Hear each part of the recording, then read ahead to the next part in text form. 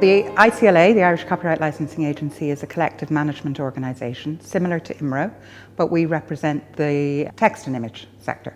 So books, journals, magazines, everything except newspapers. Newspapers have their own organisation, which is called Newspaper Licensing Ireland, and we represent authors and publishers of print materials for the secondary uses of their work. So where their work is photocopied or reused on virtual learning environments and things like that in education and in business.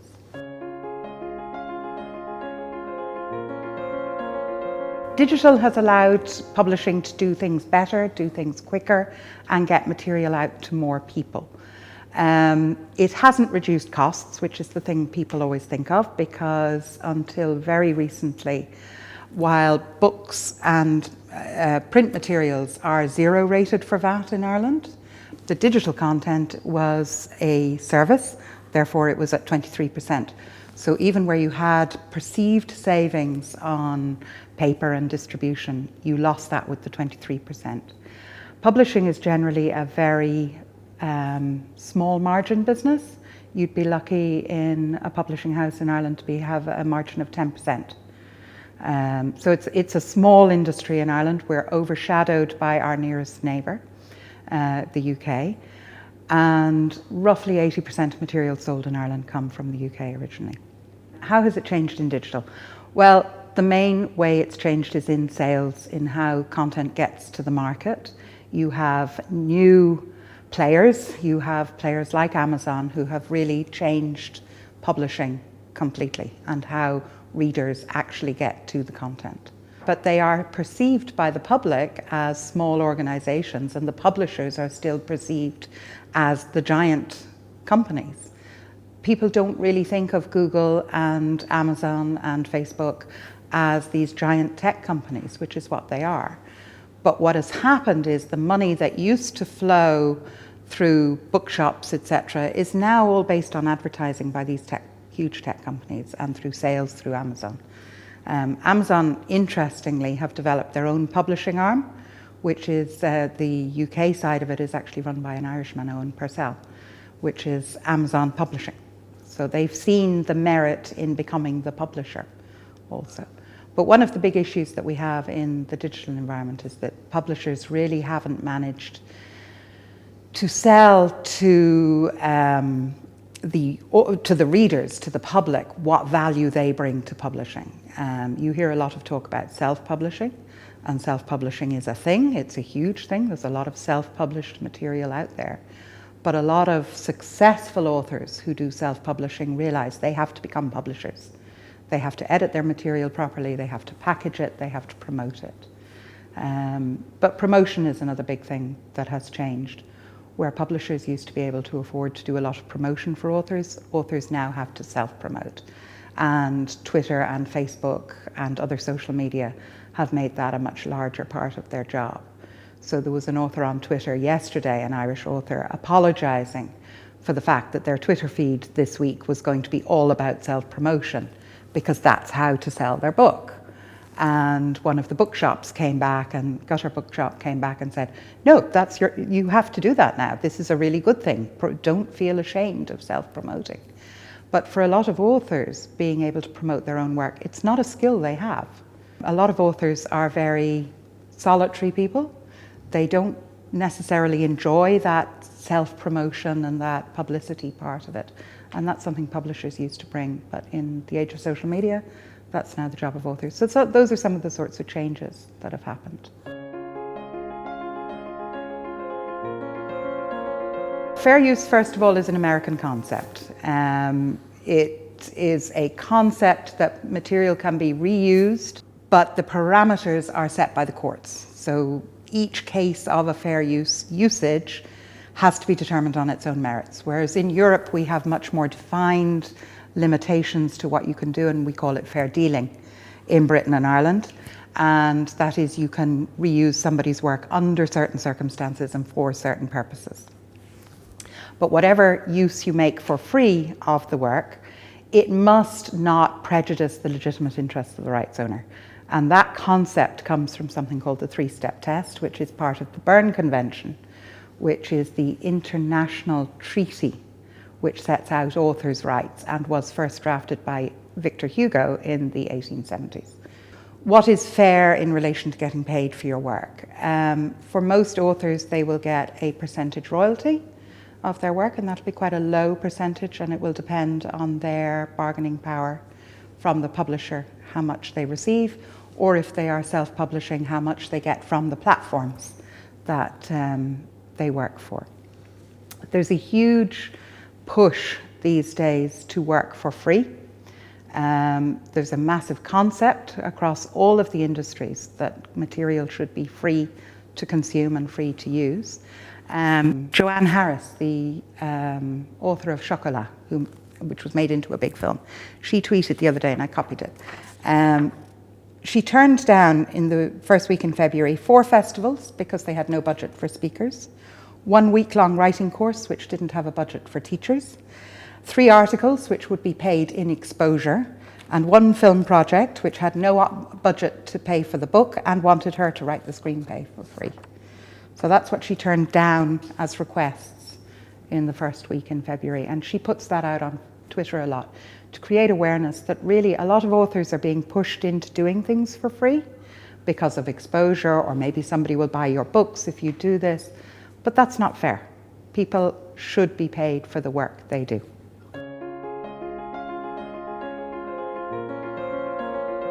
It's difficult. The reality is, once something is out in a digital format or even a physical format, it's easy to copy, and it is difficult to protect your work. That's true. And that's protection from piracy as opposed to protection from being stolen and rebranded as somebody else's. The bigger issue is piracy.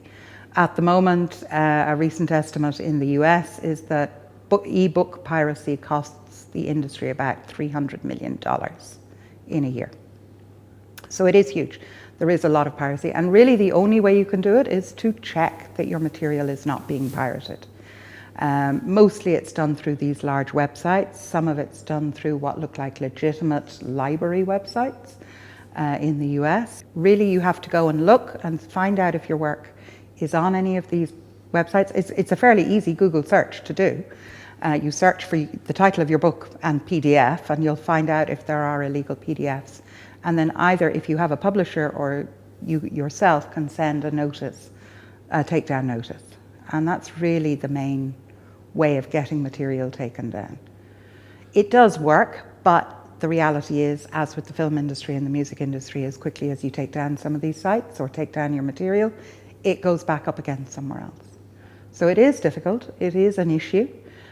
We have no organisation in Ireland that chases piracy. There used to be an organisation called InFact, and it's still in the UK. They're the people who made those horrendous ads that were on the beginning of DVDs back in the 90s. But there's nobody to report that to. So it's a certain amount of work that you have to do yourself. The Irish Writers Union can help, Publishing Ireland can help, and the UK PA, Publishers Association, offer a notice and takedown service.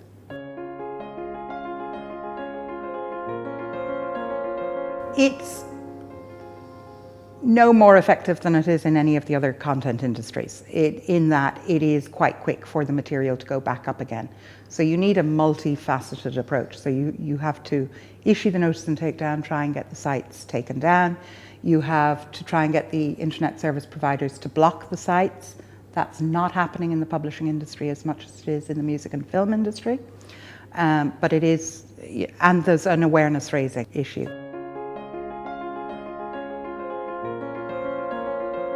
It's a definite challenge, more so in the entertainment sector than it is in academic or professional material. And I think that's something that is important to think about when we talk about copyright. And there's much more activity in the entertainment sector because people feel they should get entertainment for free. In the book sector, it's less of the entertainment books or the fiction books, it's much more around academic books, which are high cost, and therefore people don't want to pay for them or can't afford to pay for them, they feel. So there's much more piracy around more academic works and journal articles and school textbooks and all of those materials that are a higher cost.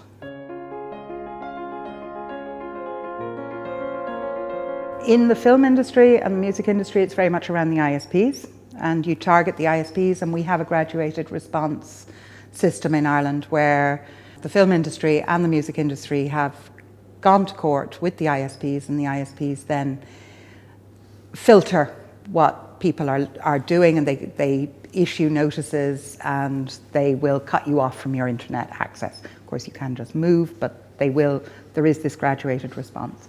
We don't have that in the book industry in the same way.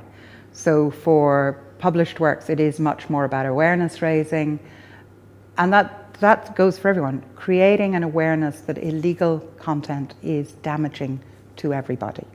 It damages the industry because it removes funding from the industry to create new content.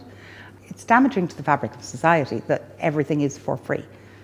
What interests me is people resist paying for content, but they are paying their bill for their broadband provider. And this is where the money has moved, I think, in all of the content industries.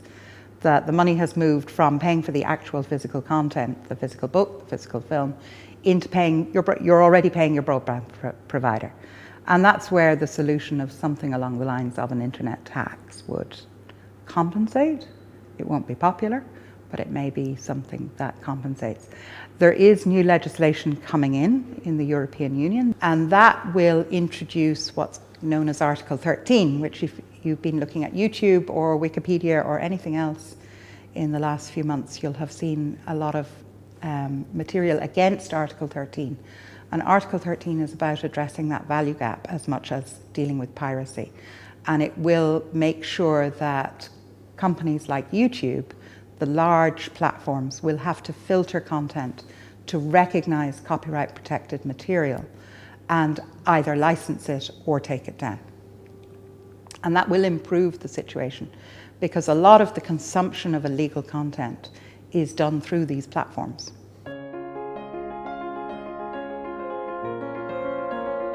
Two of the bigger ISPs operate graduate response in Ireland. They do understand that they have some sort of moral obligation to make sure that people aren't breaking the law using their system, that they're not a conduit, but they also believe it's not their job to monitor what people are doing.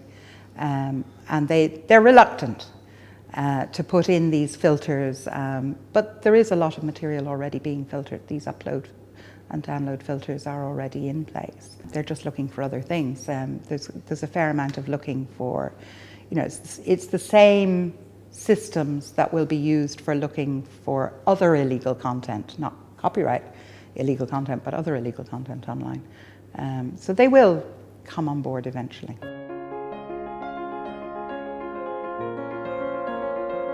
The first thing is not to give away your content for free.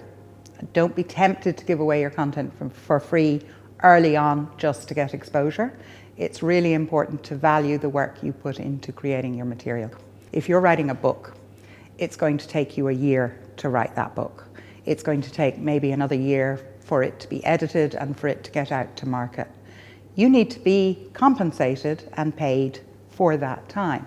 It is a huge temptation for young writers to go out there and do festivals for free, give talks for free, give away their content for free, put it online for free, in order to build up a reputation and a name. And that is, in the long run, quite damaging. There have been campaigns in Ireland in recent years that festivals that are funded by the Arts Council must pay the authors or the artists, whoever they are. They must pay them for appearing at these festivals. And it's a fundamental principle that I think is really, really important. Also to be careful when you're looking at ways of protecting your material. You can put your material online under a Creative Commons license, which gives all the appearance of you're giving away your material for free. The problem with a Creative Commons license is it is based on copyright, it is a license, but it's in perpetuity. So once you have given your material for free under a Creative Commons license, you can't change your mind later on and monetize that material. So these are the things to look out for. What is important is either to learn good publishing skills yourself or get a publisher to work with you and understand that what the publisher brings to the market. When you are published, when you're a young writer who is published, make sure that you promote your material, but also that you sign up for other ways of getting paid for your material. So we have a public lending right. So when your books are borrowed from the libraries, you get a very small amount of money per loan, and that's important. So you have to sign up for that each year. So it's important to be aware of how you can earn money and that you should get paid for your work. For every writer, young and established, self-promotion is an incredibly important part of what they have to do today. And you see this particularly on Twitter, you see it on Facebook, you see it on all of the Instagram, all of the different platforms. It's very hard to get yourself heard above all the other noise. And learning good social media skills is very important. Follow other writers, have a look at what they do, what they say, how they promote their work. And you'll find that a lot of the ones who are best at it don't just talk about their own work. They allow something of their public personality to come forwards. It's not necessarily their true persona, but it's certainly a part. They talk about more than just promoting their book and selling their book. But every writer I know promotes their work themselves today, and they feel they have to do that. Not everyone is comfortable with it, but they feel it's a really important part of what they do.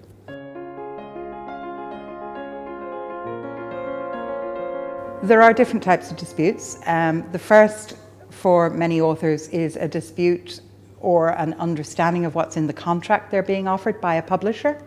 And in terms of that, the Irish Writers' Union, if you become a member of the Irish Writers' Union, they have a contract or disputes resolution service where they can advise on what is a good contract.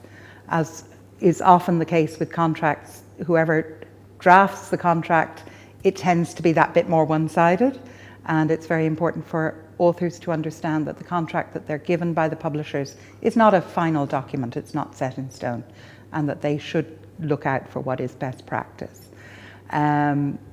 Other disputes will be around getting payments, getting royalty statements. So there are a number of disputes between the creator and the producer.